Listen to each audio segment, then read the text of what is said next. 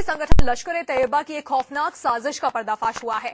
लश्कर के आतंकी मुजफ्फरनगर दंगा पीड़ितों को आतंकी बनाने की साजिश में लगे हुए थे। सूत्रों का कहना है कि मेवात इलाके से स्पेशल सेल ने 2 लोगों को गिरफ्तार किया है। उसी से मिली जानकारी के बाद ये खुलासा हुआ है कि लश्कर के लोकल मॉड्यूल से जुड़े लोगों ने कुछ दंगा पीड़ितों से लश्कर में शामिल होने की बात की थी।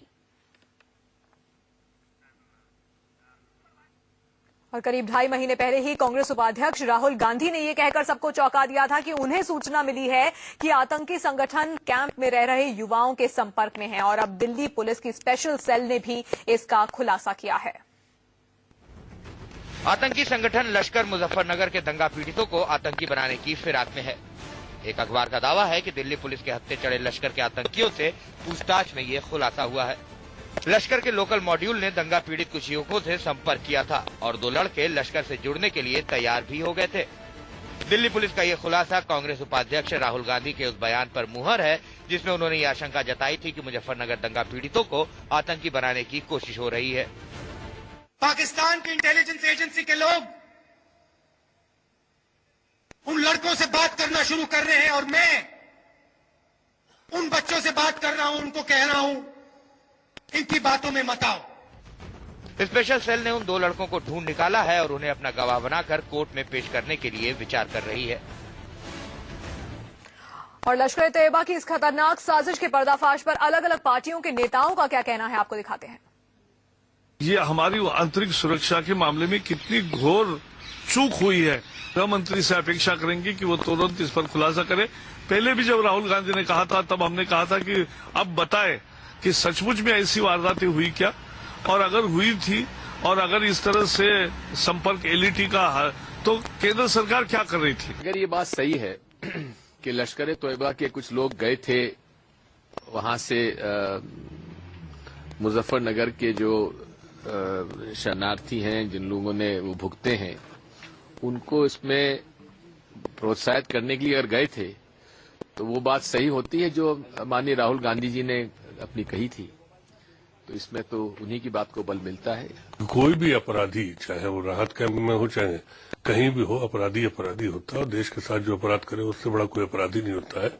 तो अगर वहां पे अपराधी हैं तो दिल्ली पुलिस कार्रवाई करे, लेकिन राजनीतिक रूप उसको नहीं दिया जाना चाहिए। क्योंकि राहुल गांधी ने एक बयान दिया था अहमकाना, उसको साबित करने के लिए अभी 25 केस चालू किए जाएंगे।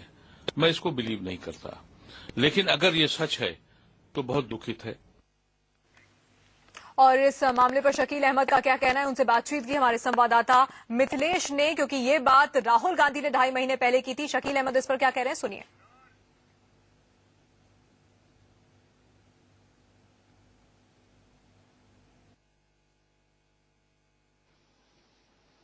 ऐसी खबर है कि मुजफ्फरनगर दंगे के बाद शामली के एक लड़के से लश्कर के कुछ लोगों ने संपर्क करने की कोशिश की। हमारे साथ बातचीत करने के लिए हैं कांग्रेस महासचिव शकील अहमद। सर, राहुल गांधी ने कहा था कि आईएसआई के लोग संपर्क करते हैं ऐसी चीजों में, अब बात सामने आ गई है, फिर आप क्या कहेंगे?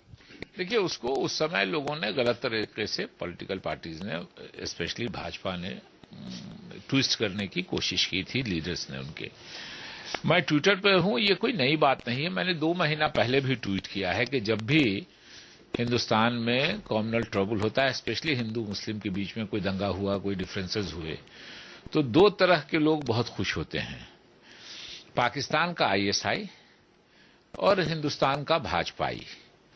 इन दोनों को इस बात की खुशी होती है कि आईएसआई, जो 30, 32, 40 मुस्लिम मुल्क हैं दुनिया में, उनके यहां कहते हैं कि हम मुसलमानों के नाम पे कि उनकी मदद कर रहे हैं, हमको फंड्स दीजिए आप। और जो भाजपाई हैं हिंदुस्तान के, वो उनको पोलराइजेशन की वजह से वोट मिलता है। तो दोनों एक तरह से रिजॉयस करते हैं, सेलिब्रेट करते हैं जब भी यहां कोई ये होता है, हिंदुस्तान का भाजपाई और पाकिस्तान का आईएसआई। ये एक गोल है एक तरह से इन लोगों। लेकिन भाजपाई और सपाई भी अब आ गए हैं। वो कह रहे हैं कि राहुल गांधी ने जो कह दिया, हिंदुस्तान की एजेंसियां उसको स्टैब्लिश करने में लग गई, कि नहीं ये सच कहा है? नहीं, राहुल जी ने पॉलिटिकल मंच से और अपनी स्पीच में पहली बार कही है, लेकिन ये बात बहुत पहले से कही जाती रही है। जाहिर तौर पर कांग्रेस का मानना है कि राहुल गांधी ने सच्चाई कही थी, जिसका विपक्ष खासकर बीजेपी फायदा उठाना चाहती थी। कैमरामैन गंगा के साथ मिथिलेश कुमार, इंडिया न्यूज, दिल्ली।